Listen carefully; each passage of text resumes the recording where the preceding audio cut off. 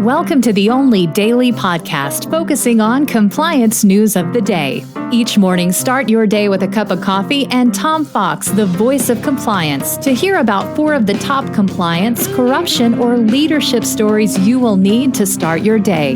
The Daily Compliance News is a production of the Compliance Podcast Network. First, a word from our sponsor.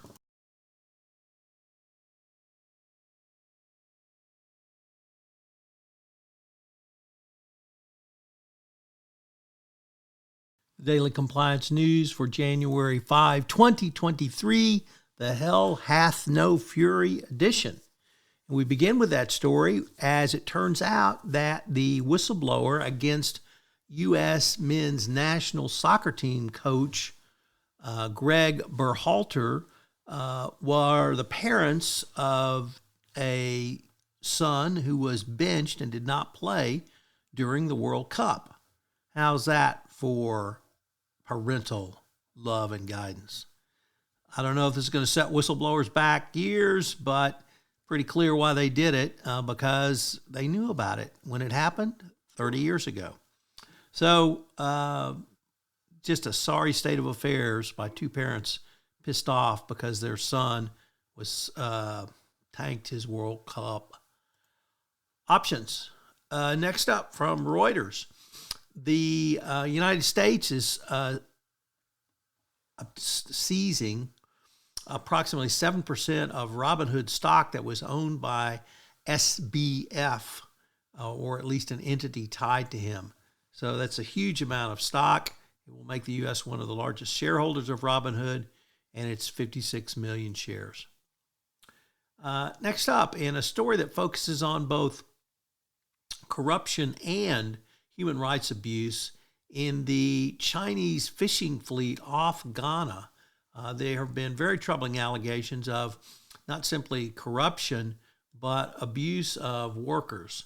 And what this means for the fishing industry, of course, is that if you're buying fish from Ghana waters and you bring it to the United States, you may well be in sanctions violations for human rights abuse.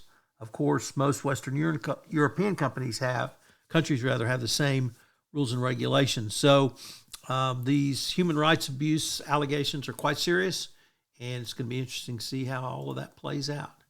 And our final story comes to us from the BBC, and it is the members of the European Parliament more members could lose their immunity in the Qatari corruption probe. The EU says it will launch proceedings to remove parliamentary immunity from at least 2 MEPs implicated in the ongoing scandal.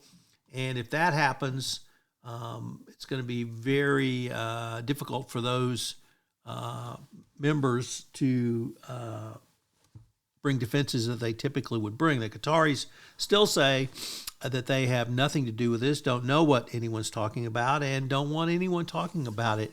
But as the scandal expands and the largesse of whatever Middle Eastern country is alleged to have devoted lavish spending on the members of the European Parliament, it's only going to get uglier and worse. The Daily Compliance News is a production of the Compliance Podcast Network and a proud member of C-Suite Radio. Thanks so much for listening. I hope you'll join me again tomorrow.